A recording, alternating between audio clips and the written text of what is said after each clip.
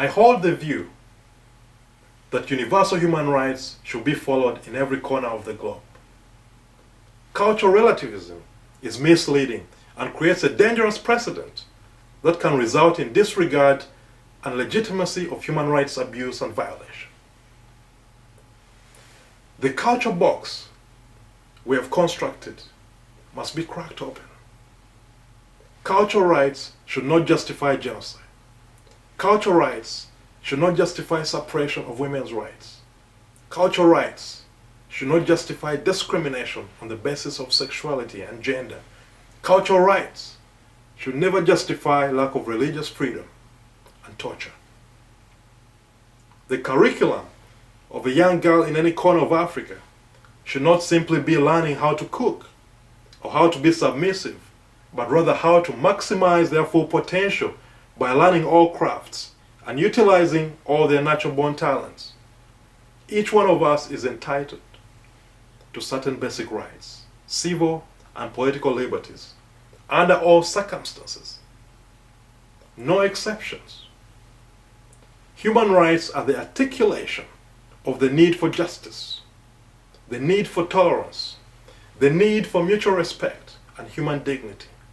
Speaking of rights allows us to express the idea that all individuals are born equal and are part of the scope of one human family. It allows us to express the idea that all individuals are born equal and are part of the scope of one human family. Having universal human rights provides a high set of standards by which the cultural traditions can be judged. It provides a high set of standards from which the cultural traditions and practices can be judged. Having universal human rights sheds light on the engine of every culture, which is typically a product of the dominant group. It could be gender, it could be tribal-based. Human rights are equal in value and protect every individual. Having universal human rights enables individuals to be entitled to human rights simply by virtue of being human. And finally, having universal human rights creates checks and balances on the unrestrained power of brutal regimes. A little over 10 years ago, in the late 90s, I was a young teenage boy living in a Muslim monolithic society in my hometown. Towards the end of my secondary school education, I was awarded a scholarship to go and attend Red Cross Nordic United World College in a small town called Flekke in Norway. I had never crossed the boundaries of my country, Uganda, nor had I extensively ventured beyond the confines of my tribal areas. I had grown and lived comfortably within the culture and values of my tribe and society, as my parents had taught me. When I boarded the plane for the first time, there wasn't much of a change initially, since I was still surrounded by Ugandans flying to my first stop in Nairobi, Kenya. As we boarded from Nairobi towards Heathrow, UK, my ears were suddenly hit with a diverse array of words and languages. The faces and complexion around me were also starting to change. When I boarded the plane from Heathrow to Oslo, I was suddenly the only Ugandan on the plane. No one spoke my language. My native tongue was suddenly useless. I was in uncharted territory. It was a new world to me, a world further away from the confines of my community.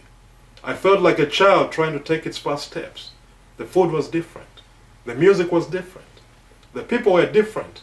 I had to adapt from a local citizen in Uganda to a global citizen in a new culture.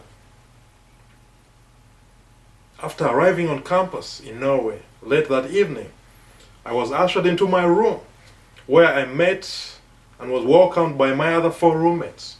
One from Turkey, one from Norway, one from Argentina, and my 4th roommate was from China. Or as I usually called it, the United Nations. The world around me had changed. I had to make some changes as an individual. I had no choice but to adapt. But even with all these changes, we still shared a lot in common. And even more critical, I still celebrated and was proud of who I was. I was proud of my culture, and more than ever,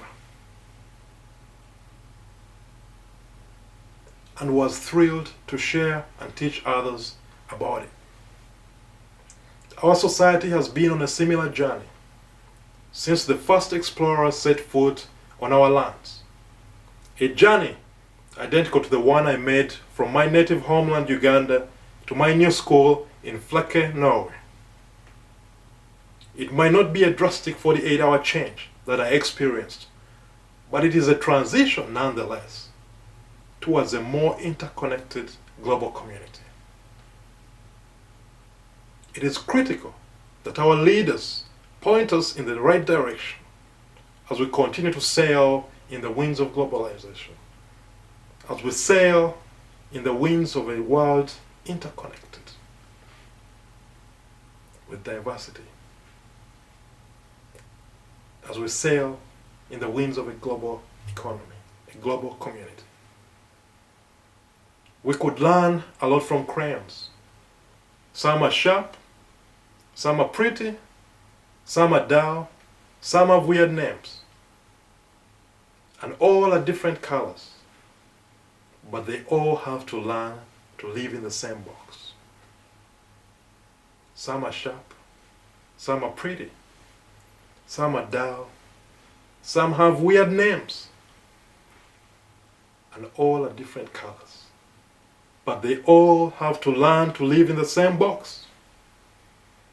I would like to call on our governments and our leaders, and I would like to call on to all of us to create an environment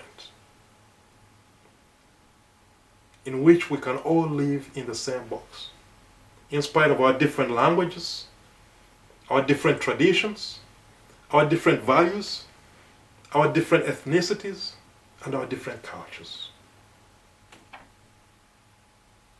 We need to learn to live in the same box.